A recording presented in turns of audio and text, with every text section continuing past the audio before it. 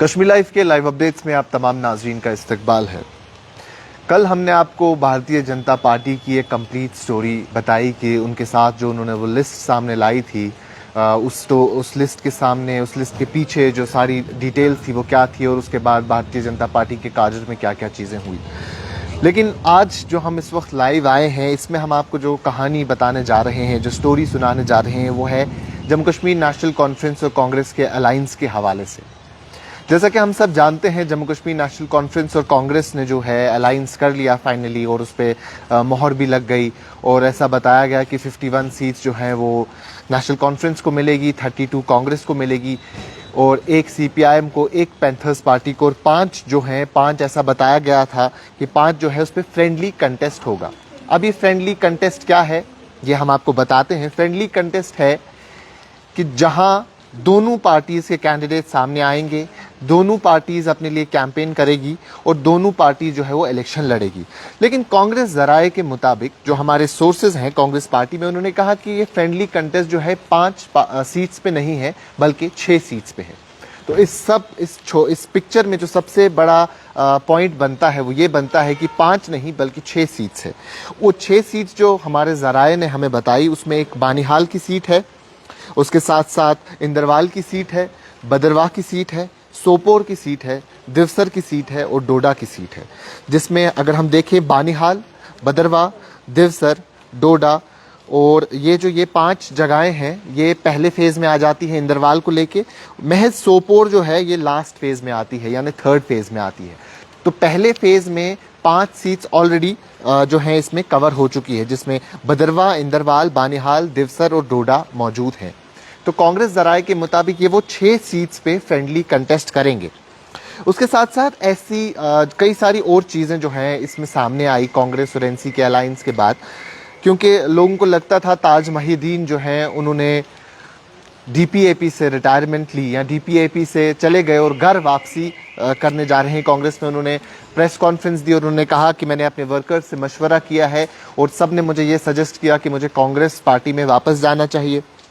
और सबको ऐसा लगता था कि शायद ऊडी जो है अब एक मसला बन जाएगा एनसी कांग्रेस अलायंस में, क्योंकि ऊडी में प्रोबेबल कैंडिडेट जो कांग्रेस की तरफ से वो ताज महिदीन रहेंगे और नेशनल कॉन्फ्रेंस के शफी ऊडी या सजाद शफी ऊडी रहेंगे। लेकिन इन जराए से हमें यह भी मालूम हुआ कि ताज महिदीन कांग्रेस का हिस्सा नहीं है।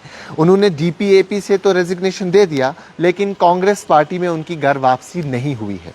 उसके साथ साथ एक और डेवलपमेंट जो हमें कल मालूम हुई, हम सब ने खबरों में देखा कि गुलाम मोहम्मद सरूरी जो कि डीपीएपी में थे, जिन्होंने डीपीएपी की टिकट से पार्लियामेंट्री इलेक्शंस भी लड़े थे, वो पार्लियामेंट्री इंतखाबात का हिस्सा भी बने थे, उन्हें डीपीएपी की टिकट नहीं मिलती है इंदरवाल से, और वो जो है एज एन इंडिपेंडेंट कैंडिडेट जो है लड़ रहे हैं इंदरवाल कॉन्स्टिट्यूएंसी से।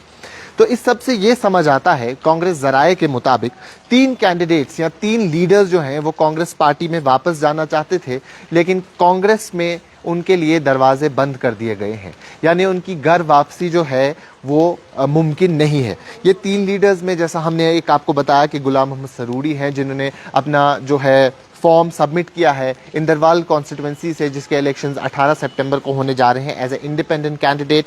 उसके साथ साथ अमीन भट्ट है दिवसर से, वो भी वापस जाना चाहते थे, लेकिन उनकी घर वापसी के लिए भी दरवाजे बंद कर दिए गए हैं। और उसके साथ साथ ताज महिदीन है, जिन्होंने डीपीएपी से रेजिग्नेशन दिया, एक प्रेस कॉन्फ्रेंस दी बाज़ाबिता तौर पे, और उसमें उन्होंने ये कहा कि मेरे वर्कर्स ने मुझे सजेस्ट किया कि मुझे वापस अपनी पार्टी में जाना चाहिए, लेकिन उनके लिए भी दरवाजे बंद है। तो ये लार्जर पिक्चर सामने आती है, क्योंकि अभी तक सबको कहीं ना कहीं लगता था कि ताज महिदीन ने रेजिग्नेशन दिया तो वो वापस कांग्रेस का हिस्सा है, जबकि ऐसा नहीं है। सबको ऐसा मालूम था कि 5 सीट्स पे फ्रेंडली कंटेस्ट होने जा रहा है, लेकिन कांग्रेस जराए के मुताबिक, ये हमारे सोर्स ने हमें इन्फॉर्म किया है जो कि कांग्रेस पार्टी में है, कि 6 सीट्स पे फ्रेंडली कंटेस्ट होगा, और वो 6 सीट्स हैं बदरवाह, इंदरवाल, बानिहाल, सोपोर, दिवसर और डोडा। तो ये एक बड़ी सी पिक्चर सामने आती है कि कई सारे लोग कांग्रेस पार्टी का हिस्सा बनना चाहते थे, डीपीएपी से निकलना चाहते थे, लेकिन कांग्रेस ने उनकी घर वापसी का दरवाज़ा जो है वो बंद कर दिया। अब उसमें से कुछ जो है, एक जो है वो एज ए इंडिपेंडेंट कैंडिडेट लड़ रहे हैं, और जो बाकी दो हैं उनका फ़िलहाल तो कोई आता पता नहीं है। शायद आने वाले वक्त में हम ताज महिदीन को भी देखेंगे कि वो शायद इंडिपेंडेंट कैंडिडेट के तौर पर लड़े, क्योंकि जो उनकी कॉन्स्टिट्यूंसी है वो थर्ड फेज़ में आती है। लेकिन फिलहाल जो खबर बनती है इस सब में वो ये है कि 51-32-5 का फॉर्मूला नहीं है, बल्कि ये 5 की जगह 6 का फॉर्मूला है। और बड़े सारे लीडर्स जो हैं वो कांग्रेस में वापस जाना चाहते थे, लेकिन उनके दरवाजे बंद हैं। अब इससे ये साबित हो गया कि बारामूला और उड़ी जो है वो नेशनल कॉन्फ्रेंस के पास रहेगा, और शालटेंग जो है वो जो है कांग्रेस के पास रहेगा। और शालटेंग से उम्मीद की जाती है कि जम्मू कश्मीर प्रदेश कांग्रेस कमेटी के चीफ, जो प्रेजेंट चीफ है तारिक हमीद कर्रा, वो वहां से इलेक्शन लड़ेंगे। अभी के लिए इतना ही। कैमरा पर्सन उमर डार के साथ शादाब गिलानी, कश्मीर लाइव, श्रीनगर।